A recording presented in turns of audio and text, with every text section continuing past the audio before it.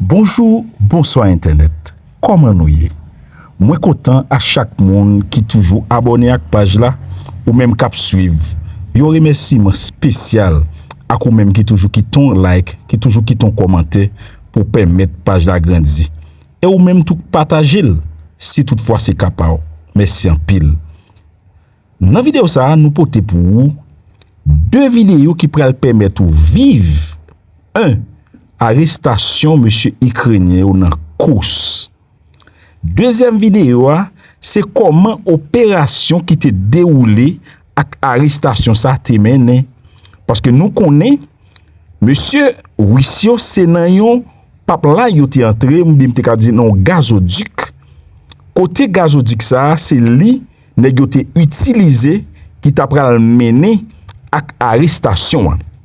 Normalement monsieur Wissio suivant ça yo expliqué c'est une opération yo mené bien facile mais yo te planifié pendant environ 22 jours.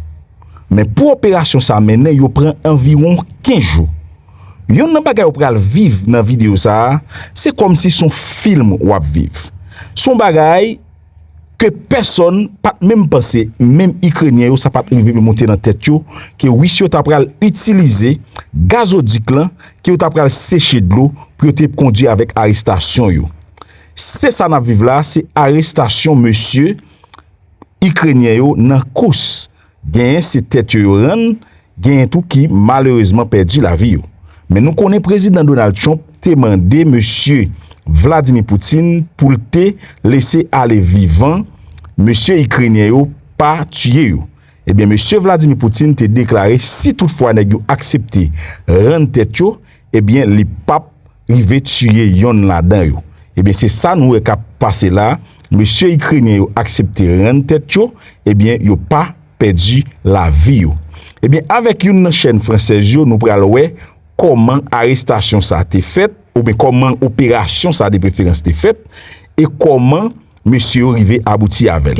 En suivant ça. Pour franchir 15 km à travers un gazoduc inopérant d'1,5 mètre de diamètre, voilà la prouesse des forces spéciales russes qui ont libéré plus de 100 km² de territoire dans la région de Koursk. Les détails de cette opération audacieuse des troupes russes qui ont forcé les meilleures unités ukrainiennes à fuir sont désormais connus. Ce conduit servait à livrer du gaz russe à l'Europe via l'Ukraine. Kiev l'avait interrompu le 1er janvier 2025. Pendant 3 semaines, les combattants ont préparé l'opération. Ils ont nettoyé le conduit des résidus de gaz, pompé de l'oxygène et aménagé des sorties vers la surface. Pendant 2 jours, des centaines de soldats ont attendu l'ordre. Puis, situés dans les arrières de l'armée ukrainienne, ils ont attendu les renforts.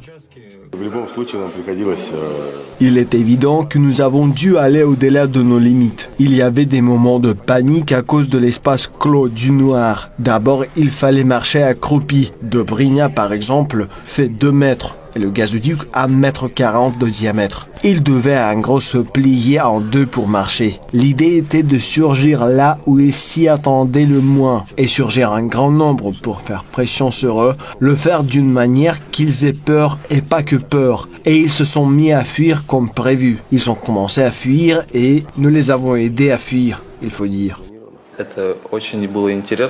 C'était une belle opération. L'idée était brillante. Nous comprenions qu'on allait prendre l'adversaire au dépourvu et j'y suis allé avec enthousiasme. Il n'y avait pas beaucoup d'air à l'intérieur, pas d'air frais. Mais ça va, c'était tenable. L'effet de surprise a été total. Nous avons commencé à avancer et à faire pression, à faire fuir l'adversaire. Tout le monde nous regarde comme si nous étions des héros. Pour moi, on a fait notre travail, ce que nous sommes censés faire en fait. J'ai fait ce que je devais faire. On avance en groupe, il ne faut pas montrer sa peur, il faut au contraire encourager tout le monde.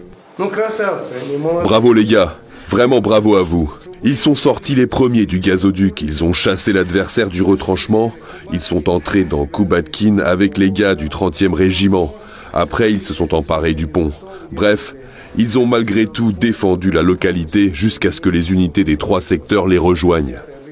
Cette avancée majeure a considérablement affaibli les positions de l'armée ukrainienne qui avait envahi le territoire de la région de Koursk en août 2024. Les militaires russes ont réussi à libérer plus d'une centaine de kilomètres carrés et d'importantes localités que le régime de Kiev espérait utiliser comme monnaie d'échange dans le cadre de futures négociations avec la Russie. Cependant, cette percée surprise de l'armée russe a bousculé les plans du régime de Kiev.